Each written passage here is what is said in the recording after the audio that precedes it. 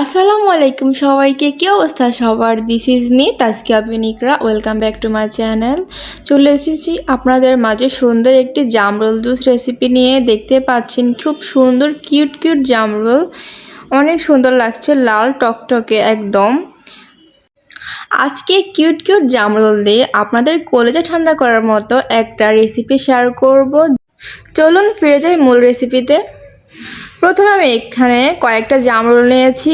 এখন একটা চাকুর সাহায্যে ছোট ছোট কিউব কিউব করে আমি সবগুলো জামরুলকে পিস পিস করে নেব। এই তো দেখতে পাচ্ছেন খুবই সুন্দরভাবে কাটা হয়ে গেছে আমার কিউব কিউব করে জামরুলগুলো। এরপর একটি ব্লেন্ডার জুস জগের মধ্যে আমি সম্পূর্ণ জামরুল এখানে নিয়ে নিচ্ছি।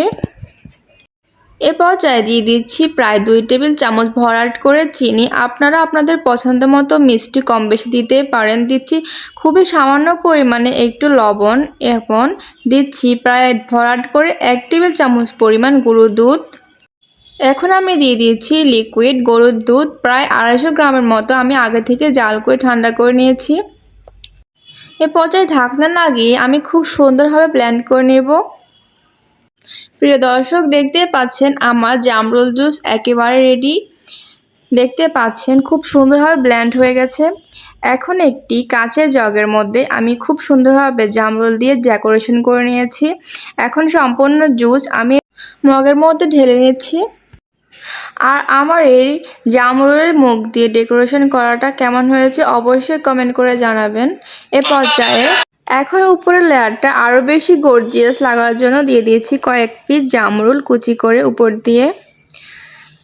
এ পর্যায়ে আমাদের জামরুল জুস রেডি। খেতে কিন্তু দুর্দান্ত মজা হয়েছে। আপনারা একবার হলো বাসায় ট্রাই করবেন। এই গরমে ফ্রিজে রেখে ঠান্ডা ঠান্ডা উপভোগ করতে পারবেন।